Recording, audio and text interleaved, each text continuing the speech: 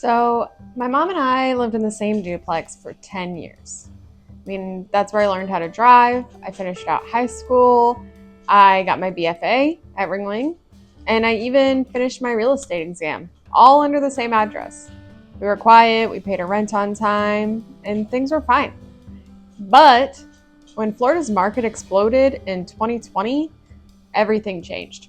Our landlord wanted us out, and he was not afraid of the lengths he had to go to do that.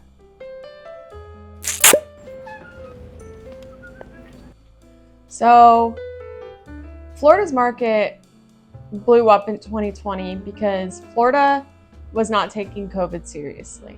So, everyone was moving here and fast, and we did not have enough houses for everyone to purchase. So, everyone was bidding over one another, and that quadrupled the price in what felt like overnight. Now, our rent where we were living at our duplex was only $1,000 a month, which even at that time was very cheap. But we had lived there for 10 years, so we were kind of grandfathered into a cheaper price. Our landlord knew that if he wanted to sell that property at 4 times the amount he paid for it, it was never going to fly with tenants living there at $1,000 a month. Now, let me be clear. This house was never maintained properly. The ceiling literally fell in on us twice. We had leaks from the roof, cracks in the tile, wood-rotted fences. I mean, you name it, the list goes on. And none of that falls on us as tenants. But when he decided to sell, that's when the pressure happened. Suddenly we were being inspected, we were being harassed, we were being judged. He told us we needed to clean the house and paint the walls. We said fine, but we probably didn't even owe him that. Unfortunately, because we gave him that inch, now he wanted to take the mile. He then was demanding that we fix his cracked tiles, his wood-rotted fences, his yard, his lawn, even his used appliances that he would replace our used appliances with. All of these things belong to him, and they do not fall on us. It was completely clear that it was not about the damages. It was he needed us out. At that time, my mom would have been 71, and her memory hasn't been fantastic for quite some time now, and when she's being accused of something, she goes into defense mode. So when he's accusing her of breaking these things, like the tile, for instance, she lashes back with a, well, I don't know, and he takes that as her admitting that she broke the tile. Throughout this whole process, there were a lot of red flags that were popping up, especially since I just graduated from real estate school.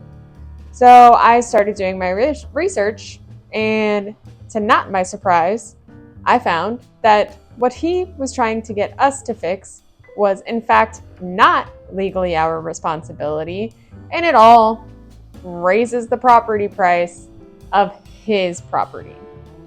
He was manipulating my mom with fear, and I was absolutely over it. So I told my mom to stop answering his calls. If he needed to talk to somebody, I would handle it. I got a hold of a lawyer, told him about our situation, and he told us we definitely had a case.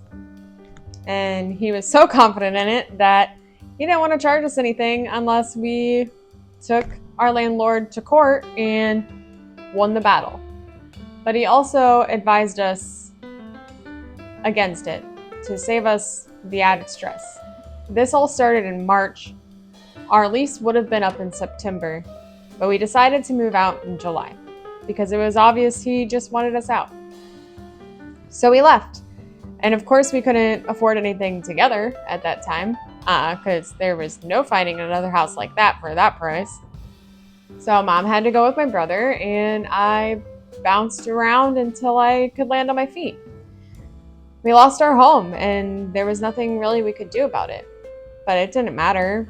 To the landlord, we're just a number. Stories like mine, they happen every day, but no one's talking about them.